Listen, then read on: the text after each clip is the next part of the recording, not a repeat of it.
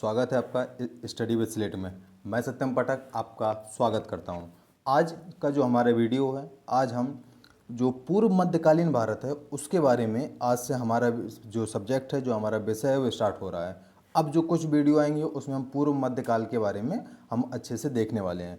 अभी तक हमने प्राचीन इतिहास को बहुत ही अच्छे छोटे छोटे वीडियो, मतलब 15 से 20 मिनट के वीडियो में, मतलब और शायद 10 से 11 वीडियो में पूरा हमने प्राचीन इतिहास को देख लिया है। ठीक है, तो उसमें जिन लोगों ने अभी तक नहीं देखा है तो उसको देख लीजिए, क्योंकि बहुत ही अच्छे तरीके से हो उसमें हमने उसको देखा हुआ है। ठीक है, आज से हमारा पूर्व मध्यकालीन भारत स्टार्ट हो रहा है। यहाँ पर हम कन्नौज का जो त्रिकोणीय संघर्ष है उसके बारे में आज हम देखने वाले हैं, जिसमें गुर्जर प्रतिहार वंश, बंगाल के पाल वंश और दक्षिण से राष्ट्रकूट वंश, इन तीनों वंशों ने आपस में जो कन्नौज के क्षेत्र पे जो उन्होंने मतलब युद्ध हुआ है, और ऐसा युद्ध जो कि 200 वर्षों तक वो युद्ध हुआ है। ये मान के चलिए कि 200 वर्षों तक वो युद्ध आपस में होता रहा है। तो आज हम उसी युद्ध के बारे में देखें, अच्छे से हम देखने वाले हैं। तो चलिए स्टार्ट करते हैं आज के जो कन्नौज का त्रिकोणीय संघर्ष है उसके बारे में।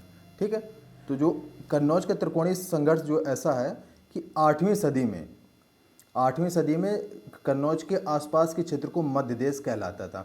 आप अगर ये देखेंगे, कन्नौज के आसपास का जो क्षेत्र था उसे मध्य देश इस वजह से भी बोलते थे क्योंकि कन्नौज का जो क्षेत्र है ना, वो आप ये देखेंगे कि कन्नौज का क्षेत्र ये है, ये रहा आपका कन्नौज, उत्तर प्रदेश में कानपुर और लखनऊ के बीच में।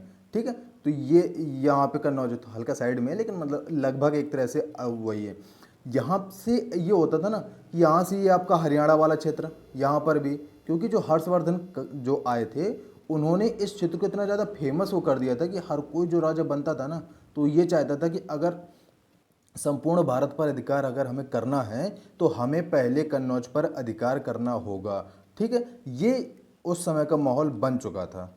और यहीं से बैठे बैठे आप ये गुजरात वाला क्षेत्र आप देख सकते हैं, ये मालवा वाला क्षेत्र दे सकते हैं, ये आपका बिहार वाला क्षेत्र, मगध पाटलिपुत्र वाला जो क्षेत्र है, यहीं से सभी जगह पर उनका क्षेत्र हो जाता था।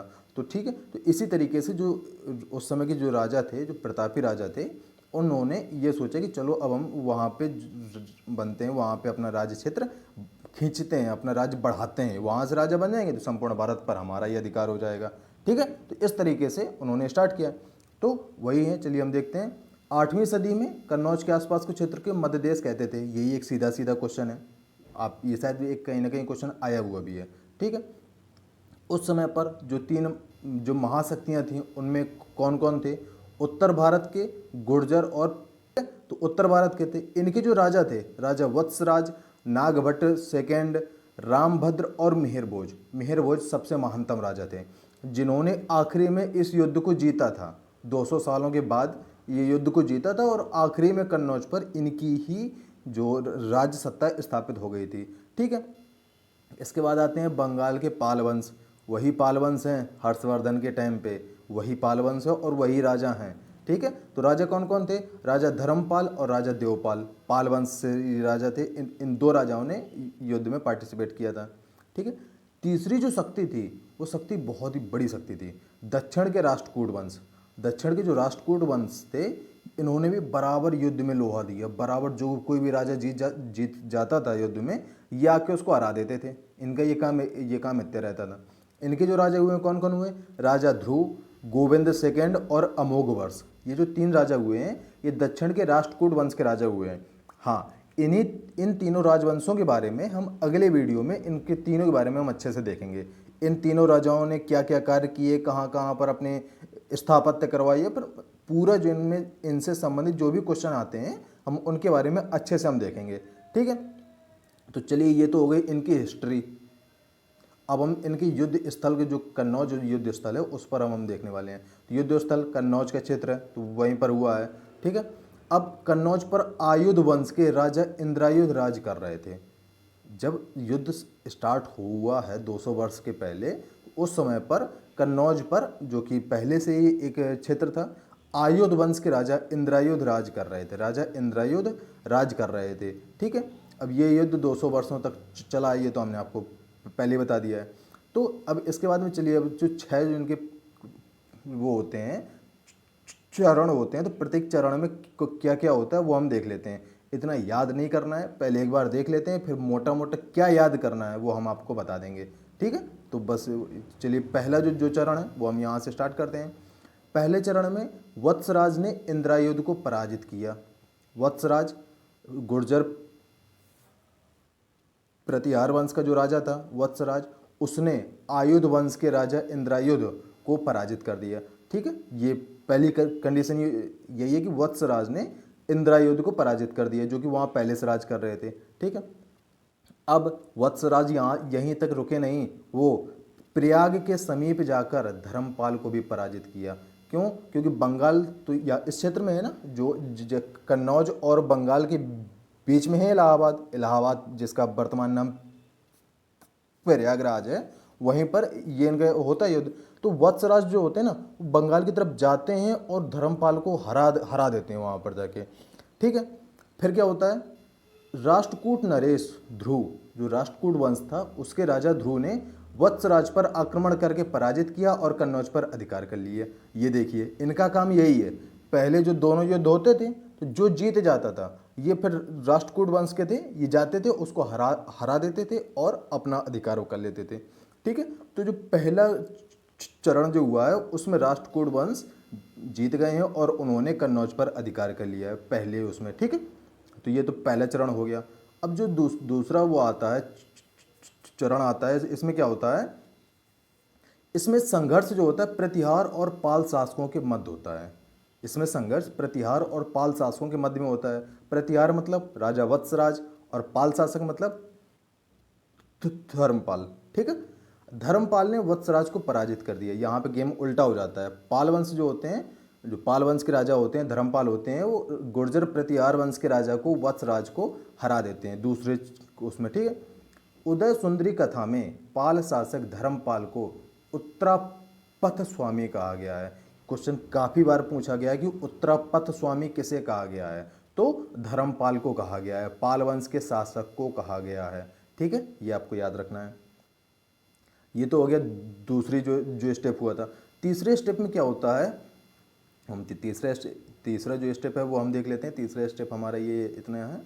हाँ ठीक है, तो अब जो तीसरा वाला स्टेप होता है तो इसमें क्या होता है कि प्रतिहार वंश का शासक नागभट्ट द्वितीय, जो वत्सराज का सुपुत्र था, अभी तक जो राजा प्रतिहार वंश का जो राजा था वत्सराज था, उसका जो सुपुत्र था कौन था, नागभट्ट द्वितीय।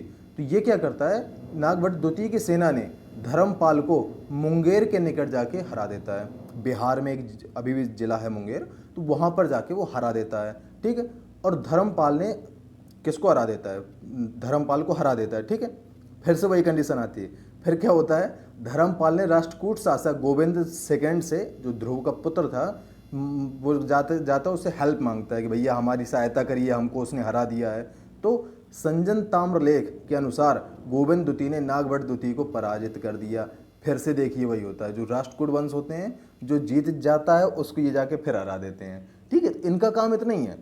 जो दोनों आपस में युद्ध हुए हैं, देखिए पाल वंश और राष्ट्रकूट में आपस में युद्ध हुए हैं, क्योंकि इनकी जो सीमाएं थी ना आपस में मिलती थी, और जिनकी दो सीमाएं आपस में मिलती हैं वहाँ युद्ध होता है। भले चाहे भारत पाकिस्तान हो, भारत चीन हो, अमेरिका मैक्सिको हो, जितने भी देशों की आपस में सीमाएं मिलती हैं उनके विचार नहीं मिलते। सीधे सीधे आप इतना वो रखिए, और उनमें युद्ध होते ही रहते हैं। ठीक है, तो ये यहाँ पे ये होता है। अब इसके बाद में क्या होता है, जो चौथा चरण आता है ये बहुत छोटा सा है। इसमें क्या होता है कि राष्ट्रकूट शासक गोविंद द्वितीय जो था उसने उत्तरापथ में विजय प्राप्त कर ली। मतलब जिसकी सहायता की थी गोविंद द्वितीय ने, जिसकी सहायता की थी पाल वंश ने, जो राष्ट्रकूट से वो मांगी थी कि आप हमारी सहायता करिए, तो पहले तो ये जाके उसकी सहायता से उसको, जो गुर्जर प्रतिहार वंश को हरा देते हैं। इसके बाद में जो उत्तरापथ है, मतलब खुद जो पाल वंश का जो राजा होता है उसको भी हरा देते हैं ये, और फिर ये बोलते हैं कि अब हमारा ही राज होगा। ठीक है, ये तो ये था।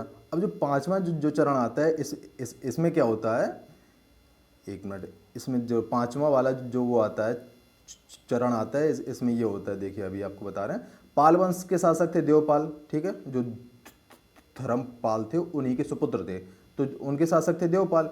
राष्ट्रकूट शासक थे अमोघवर्ष, वत्सराज और नागभट्ट द्वितीय के बाद में हुए हैं अमोघवर्ष। ठीक है, राष्ट्रकूट हैं तो ध्रुव, गोविंद द्वितीय और अमोघवर्ष। ठीक है। और प्रतिहार शासक हो गए हैं रामभद्र, वत्सराज, नागभट्ट द्वितीय और रामभद्र, ठीक है। तो ये हुआ युद्ध में देवपाल विजयी हुआ, जो पाल वंश का शासक था ना वो विजयी हो गया। इस बार उसने सबको हरा दिया। उसने कहा कि अब ना ही किसी से सहायता मांगेंगे और ना ही किसी से हारेंगे, अब हम ही जीतेंगे बस, ठीक है। तो ये इस 5वें जो चरण में इसमें ये हो जाता है। अब आता है अंतिम चरण, 6वां चरण। इसमें क्या होता है, एक मिनट सॉरी, मैं अभी इसको करता हूँ, पहले इसको घेरे में कर लें। हाँ, जो अंतिम वाला जो वो आता है चरण, चलो हटाओ इसे हाँ, जो अंतिम वाला चरण आता है इसमें कन्नौज पर अधिकार प्रतिहार शासकों का हो जाता है। प्रतिहार जो शासक होते हैं वो अंतिम रूप से इस पे अधिकार कर लेते हैं 200 वर्षों की युद्ध लड़ने के बाद। प्रतिहार शासक मेहरभोज महान प्रतापी शासक था, इसी ने इस युद्ध को समाप्त कर दिया था। और ये मान लीजिए कि ध्रुव और पाल वंश का समाप्त ही कर दिया था। इसके बाद में मतलब न पाल वंश के कोई राजा इतने ज़्यादा फेमस हो पाए हैं और ना ही राष्ट्रकूट के कोई राजा इतने ज़्यादा फेमस हो पाए हैं, ठीक है। और प्रतिहार जो मेहरभोज ने कन्नौज के साथ साथ कलिंजर पर भी जीत हासिल कर ली थी। कलिंजर का किला, बांदा जो जिला है, कानपुर और हमीरपुर के साइड में है बांदा जो जिला है, वहाँ पर कलिंजर का किला अभी भी मौजूद है। तो वहाँ पे बहुत से लोग सैलानी जाते भी हैं। तो उन दोनों को जीतकर अपने साम्राज्य में मिला लिया था, ठीक है। तो अंतिम तौर पर कौन विजयी हुआ है, तो भैया जो गुर्जर प्रतिहार वंश थे वो विजयी हुए हैं। और जो राष्ट्रकूट थे वो हमेशा जब दो युद्ध आपस में होते थे, जो कोई जीत जाता था तो राष्ट्रकूट जाके उसको हरा देते थे। उनका ये काम होता था, ठीक है। तो गुर्जर प्रतिहार वंश, बंगाल के पाल वंश और दक्षिण के राष्ट्रकूट वंश, इन तीनों वंशों में आपस में मिलकर कन्नौज के त्रिकोणीय संघर्ष होता रहा है। और यही संघर्ष 200 वर्षों तक वो चला है। इतना हमको मोटा मोटा याद करना है बस। इसके अलावा अगर आपको क्षेत्र अगर आप देखेंगे, ये रहा कन्नौज वाला क्षेत्र, कन्नौज वाला क्षेत्र ये रहा।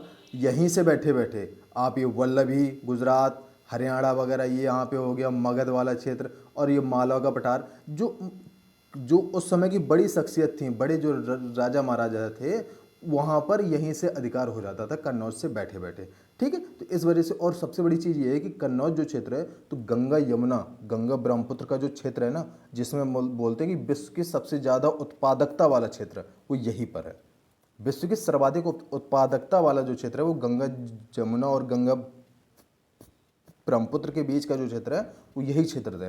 तो यहाँ पर उत्पादकता जब ज़्यादा होती है, एग्रीकल्चर जब ज़्यादा होगा, तो यहाँ पर सबसे मेन चीज़ क्या होता है कि जब उत्पादकता ज़्यादा होगी तो जो राजस्व आएगा ना वो भी ज़्यादा आएगा। तो इसी वजह से कन्नौज पर ये एक और बड़ा फैक्टर था कि सभी राजा यहाँ पर चाहते थे कि हम यहाँ पर राज करेंगे, राजस्व ज़्यादा आएगा तो हम ज़्यादा अमीर हो जाएंगे। क्योंकि अभी भी अमीरी के लिए ही सब लोग मतलब भाग रहे हैं, एक तरह से रुपयों के पीछे ही भाग रहे हैं। तो वही एक कंडीशन वहाँ पर भी अप्लाई होती है, ठीक है। तो ये हमारे आज की वीडियो में इतना ही।